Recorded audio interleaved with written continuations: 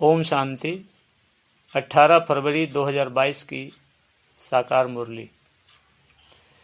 मीठे आज्ञाकारी बच्चे, तुम्हें सदा अतीन्द्रिय सुख में रहना है, कभी भी रोना नहीं है, क्योंकि तुम्हें अभी ऊंचे से ऊंचा बाप मिला है। प्रश्न: अतीन्द्रिय सुख तुम गोप गोपियों का गाया हुआ है, देवताओं का नहीं, क्यों? उत्तर: क्योंकि तुम अभी ईश्वर की संतान बने हो, तुम मनुष्य को देवता बनाने वाले हो। जब देवता बन जाएंगे तब फिर उतरना शुरू करेंगे, डिग्री कम होती जाएगी, इसलिए उनके सुख का गायन नहीं है। यह तो तुम बच्चों के सुख का गायन करते हैं। गीत। मुझको सहारा देने वाले। ओम शांति। या एक ने कहा या दो ने कहा, क्योंकि बाप भी है तो दादा भी है, तो यह ओम शांति किसने कहा?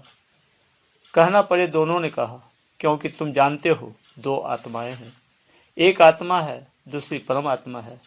इन सबको जीव आत्मा कहा जाता है। तुम आत्माएं भी यहाँ पाठ बजाने आए हो। दूसरे धर्मों की बात ही नहीं, बाबा भारत में ही आते हैं। भारत ही बर्थ प्लेस है, शिव जयंती भी मनाते हैं, परंतु वह कब और कैसे आते हैं यह किसको भी पता नहीं है। शिव तो निराकार को कहा जाता है, उनकी पूजा भी होती है, शिव जयंती भी मनाते हैं। जो पास्ट हो गया है वह मानते हैं, परंतु जानते नहीं कि वह कब आए, क्या करके गए। अब तुम बच्चों को तो सब कुछ पता है। तुम कोई से भी पूछ सकते हो कि यह किसकी रात्रि मनाते हो, मंदिर में जाकर पूछो यह कौन है। इनका राज कब था?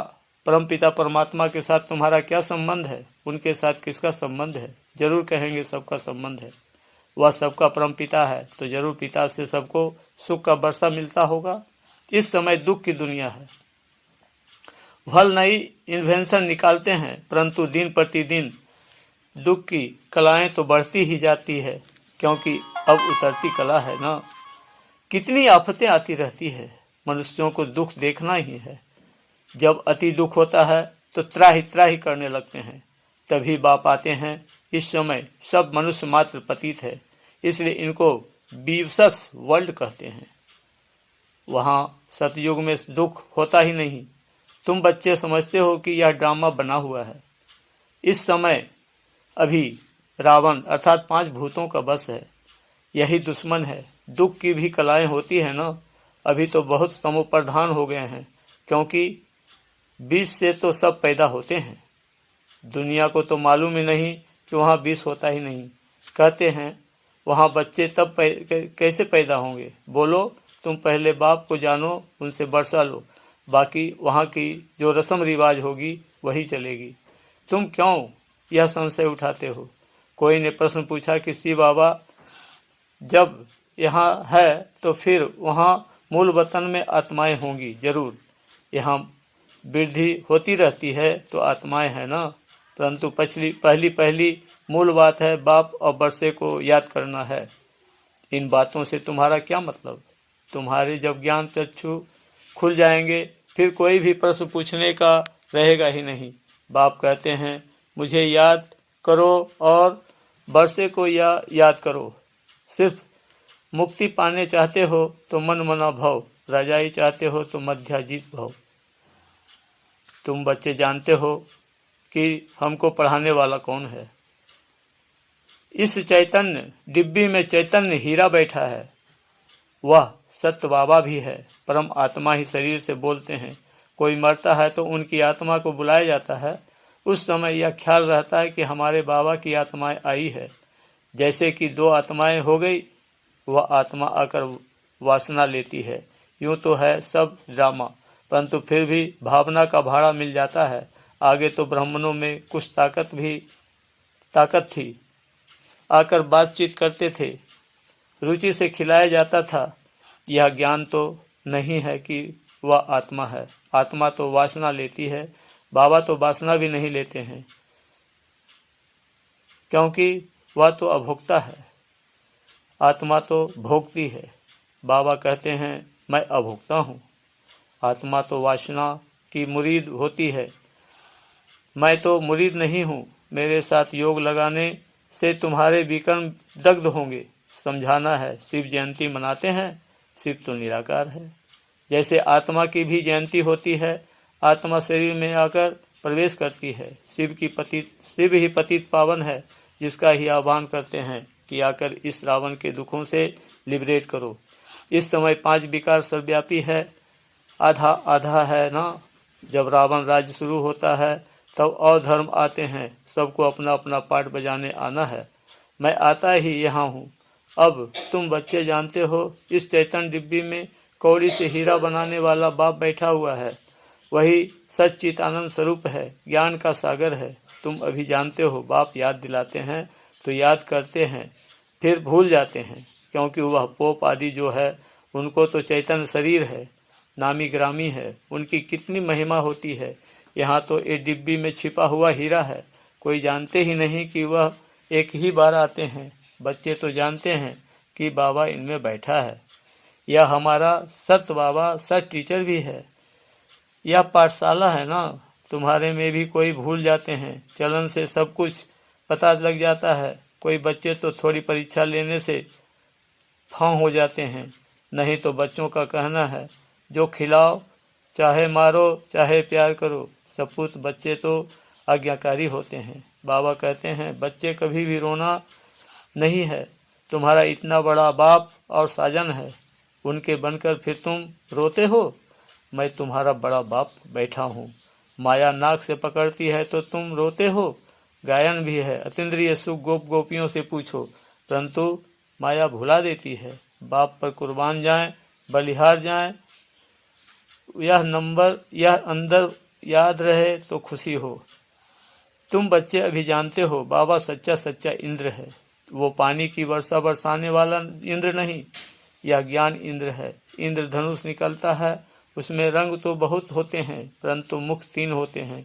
बाबा तुमको इस समय त्रिकालदर्शी बनाते हैं। त्रिकालदर्शी अर्थात आदि मद अंत को जानने वाला, अर्थात स्वदर्शन चक्रधारी, तीनों कालों को जानने वाला। यह बातें तुम अपने से ही मिल लाएंगे।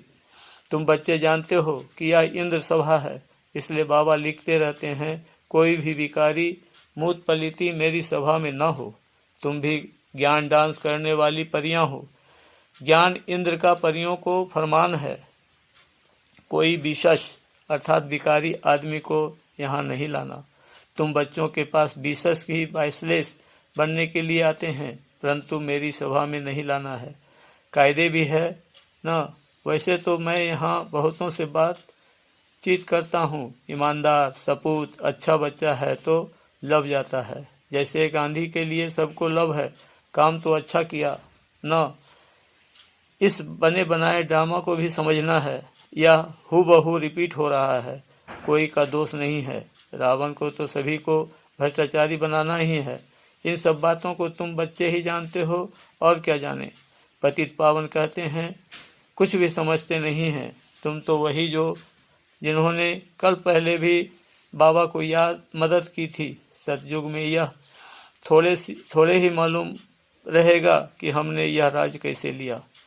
अब तुम जानते हो, यह बेहद का बाप कितनी बड़ी आसामी है।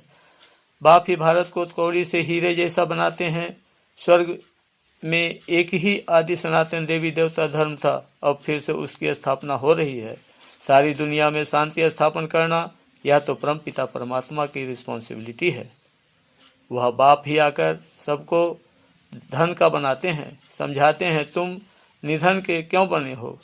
रावण राज कब से शुरू हुआ है, यह तुम जानते नहीं हो। रावण का भूत बनाकर जलाते रहते हो। इस समय भक्ति मार्ग की उतरती कला है। रामराज तो सज्जू को कहा जाता है। तुम इस समय हो ईश्वरीय औलाद, क्योंकि कला कम होती जाती है। इस समय तुम्हारे में बड़ी रॉयल्टी चाहिए। तुम हो मनुष्य को देवता बनाने वाले। अतीन्द्रिय सुख भी लोग गोप गोपियों का ही गायन हुआ है। ऐसे कभी नहीं कहा है कि अतीन्द्रिय सुख लक्ष्मी नारायण से पूछो, परंतु गोप गोपियों के लिए कहा है, क्योंकि वह ईश्वरीय औलाद है। देवता बनते हो फिर डिग्री कम हो जाती है। राजाएं कितना दबदबे से चलते हैं, परंतु है तो सब तमो प्रधान। तुम्हारे पास चित्रों में ब्रह्मा का चित्र देखकर बहुत मनुष्य मूझते हैं, तो तुम बच्चों के पास लक्ष्मी नारायण का चित्र एक त्रिमूर्ति सहित है, एक बिगर त्रिमूर्ति के भी हैं, उनमें सिर्फ शिव बाबा दिखाया हुआ है, तो दोनों रखना चाहिए। अगर कुछ ब्रह्मा के लिए बोले तो कहो किसके शरीर में आवे, ब्रह्मा सरस्वती ही लक्ष्मी नारायण बनते हैं, जरूर ब्रह्मा तन में ही आवे, वो अब तब तो ब्राह्मण पैदा हो, नहीं तो इतने बच्चे कैसे हो सकते हैं। या ब्रह्मा के बच्चे ब्रह्मा कुमार कुमारियां हैं, तुम भी ब्रह्मा कुमार कुमारी हो, प्रजापिता बिगर सृष्टि कैसे रचेंगे। या अब नई सृष्टि रच रहे हैं, हो तुम भी, परंतु तुम मानते नहीं हो। अगर अभी ब्राह्मण नहीं बनेंगे तो देवता भी नहीं बन सकते। यह भी समझते हैं यहाँ आएंगे वही जिनका सैपलिंग लगना होगा। बाप कितना अच्छी रीति समझाते हैं। बाबा हर एक की अवस्था को भी जानते हैं। कोई किस चीज़ का भूखा है, कोई फैशन का भूखा, बाबा से आकर पूछो, बाबा हम ठीक चल रहे हैं, या हमारी बात राइट है या रॉन्ग, तो भी समझें कि उनको डर है। देखो गांधी जी को सभी ने कितनी मदद की, परंतु उसने खुद नहीं खाया, सब देश के लिए किया। वह गांधी तो फिर भी मनुष्य था, यह तो बेहद का बाबा है। शिव बाबा तो दाता है, सब बच्चों के लिए ही करते हैं। पूछा जाता है तुम 1 रुपया क्यों देते हो, कहते हैं शिव बाबा को देते हैं 21 जन्मों का वर्षा पाने के लिए। ऐसे कोई नहीं समझे तो मैंने दिया, मैं तो 21 जन्मों का वर्षा लेता हूँ। बाबा तो गरीब निवाज है, 21 जन्मों का वर्षा देते हैं, या बुद्धि में रहे। सब कुछ बच्चों के काम में आता है।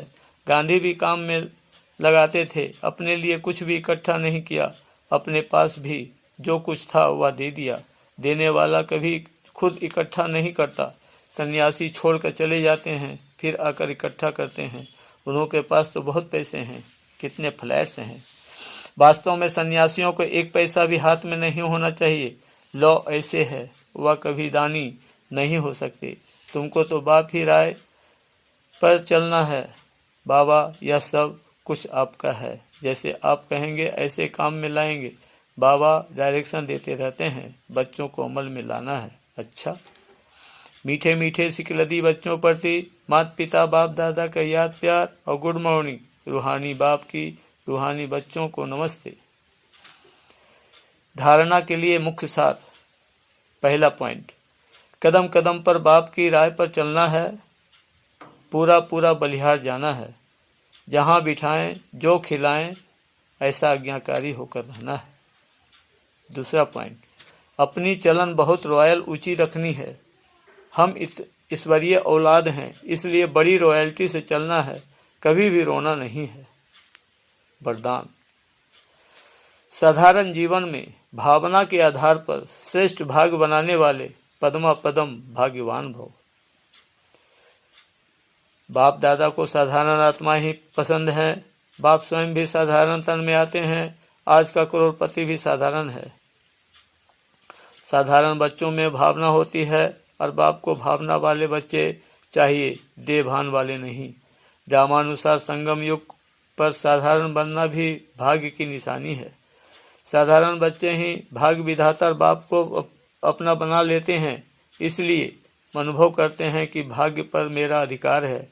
ऐसे अधिकारी ही पद्मा पदम भाग्यवान बन जाते हैं। स्लोगन, सेवाओं में दिल बड़ी हो तो असंभव कार्य भी संभव हो जाएगा। ओम शांति।